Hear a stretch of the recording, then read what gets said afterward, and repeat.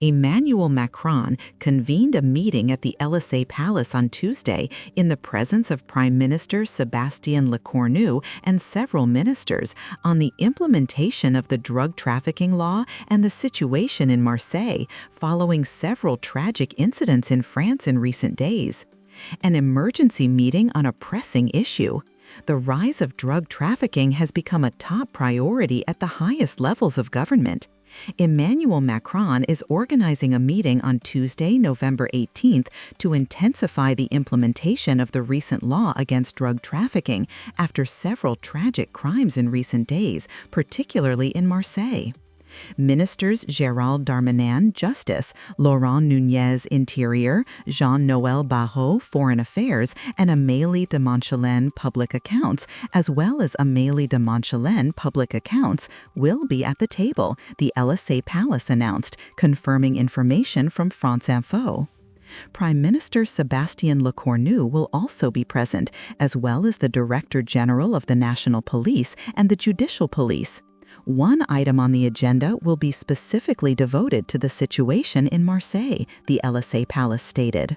The brother of environmental activist Amin Kassasi, involved in the fight against drug trafficking, was shot dead in Marseille. Prosecutor Nicolas Esson did not rule out a warning assassination. According to a source close to the investigation, the president himself called the environmental activist, whose other brother, Brahim, was also killed in 2020. Meanwhile, in Grenoble, a young teenager was shot 3 times near a known drug-dealing spot on Saturday night and remained in a coma on Monday. His attackers are still at large. A frightening turning point. This high-level meeting, according to the Élysée Palace, is expected to focus on the implementation and strengthening of the anti-drug trafficking law, which was enacted in June. This law includes, among other things, the establishment of the National Prosecutor's Office for Organized Crime, which will be officially created on January 1st, the Élysée Palace stated.